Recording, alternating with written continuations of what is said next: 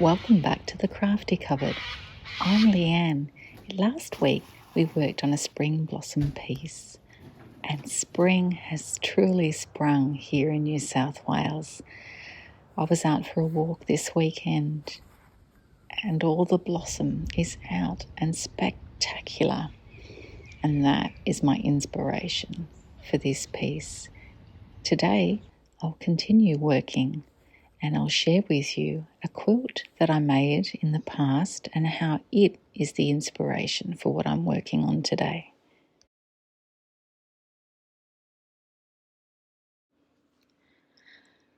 To complement this beautiful fabric, I'll be drawing and stitching a cherry blossom branch to frame the piece. Cherry blossoms have always been a favourite of mine, and I'm sure many other people too. Their soft pink petals and the way they dance in the breeze are simply enchanting. Many years ago, I designed this lap quilt featuring colour K technique for the framing branch and needle turn applique for the little Kokeshi doll. I learnt colour K from Helen from Hugs and Kisses, and it's applique that's cheated by using colouring in pencils instead. Up until then, I had always used paint and painted with a textile medium to get my pictures and drawings onto fabric and then backstitch around them to create cute little things. The borders and the corners are sashiko, and I added beading for the sakura stamens. I've always loved combining many techniques in a piece.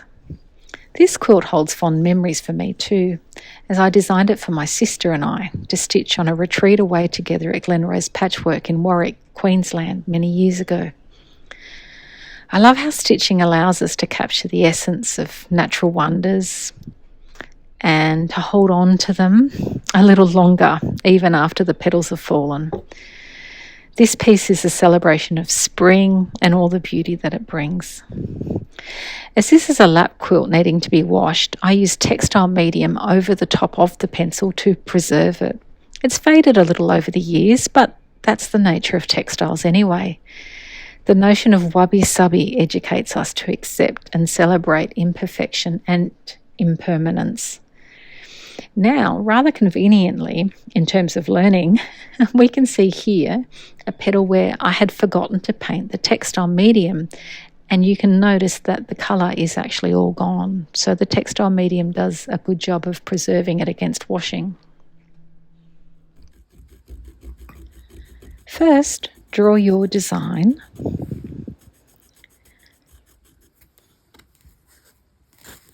And then use pink pencils to add colour to the centre of the petals.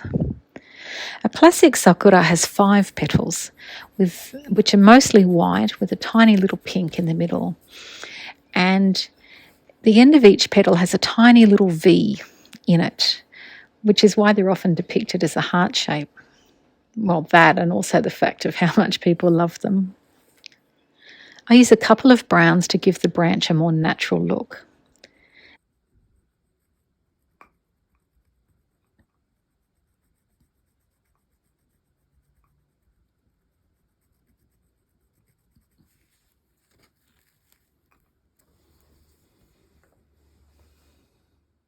This is where I would now add the textile medium and wait for it to dry before continuing.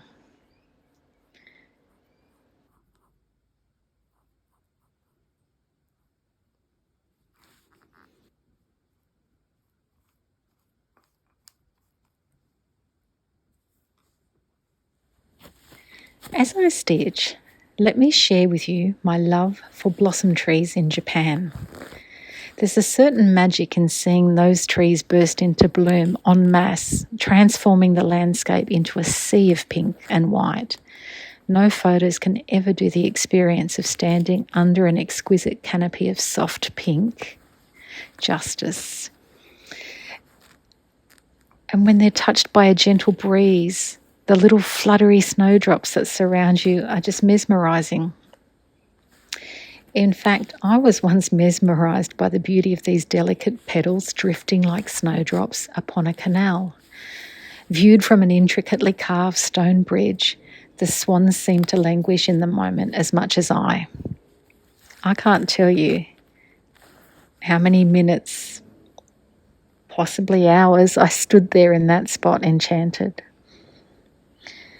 The cherry blossoms, or sakura, hold a special place in my heart and in the heart of Japanese people. In Japan, they're a symbol of the fleeting beauty of life because they're only there for a very short time, and it's a reminder to cherish every moment.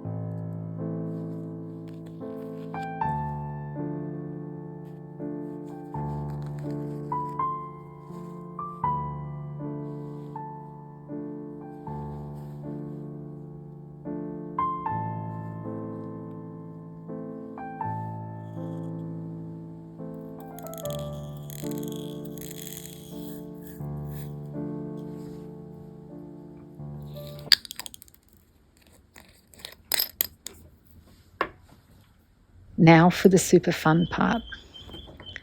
Let's add stamens in thread and beads to represent the sparkle these blooms bring to our lives.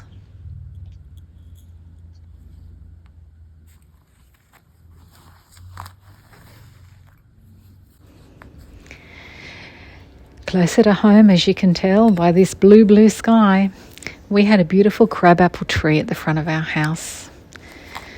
Every spring it would be covered in the most delicate pink blossoms, and I loved the contrast of them against our brilliant blue sky. It was such a joy to watch that tree bloom, a little piece of nature's magic right in our front yard. I spent so many hours marvelling at the little tree and just feeling that zen-like peace washing over me.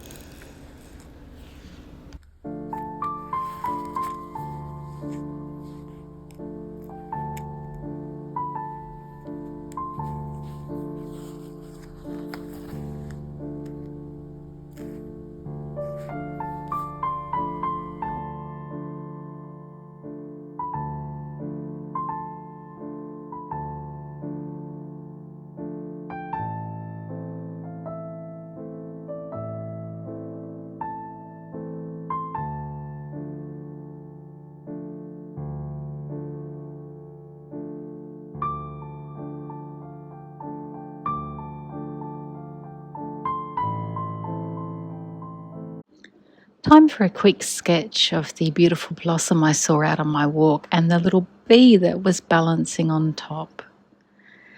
Now, my sketching's certainly not this quick. I've sped it up by 20 times to make it fit in a shorter time frame for you.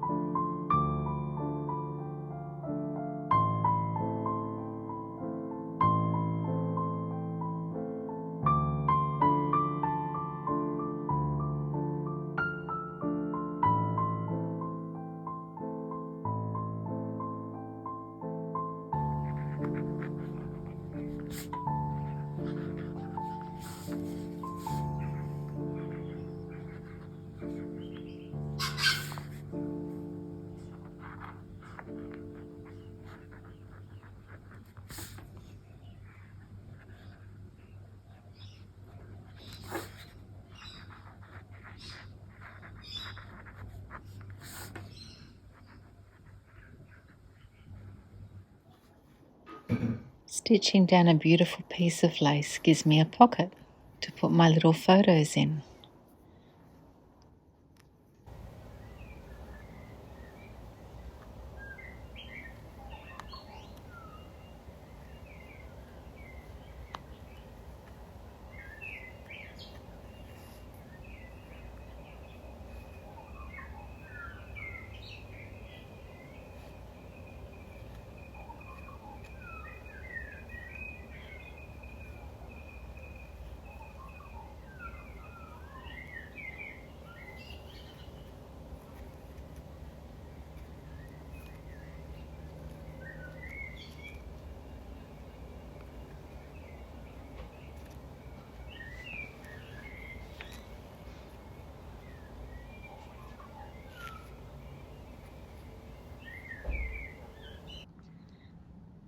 And here it is, a piece that brings together the joy of spring, my memories of Japan, and the beauty of our now long departed crabapple tree.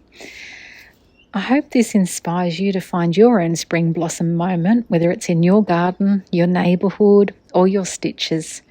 Cherish those fleeting moments. Ward off busyness. When we truly immerse ourselves in moments, they last longer.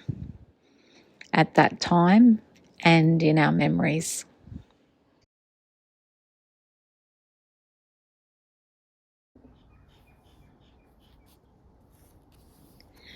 Thank you for joining me today. If you enjoyed this video, please give it a thumbs up, subscribe to the channel and hit the notification bell so you never miss a new episode. I'd love to hear about your favourite spring blossom memories in the comments below. Until next time, keep stitching with joy and love and finding calm and beauty in every creation. Happy sewing, my friends.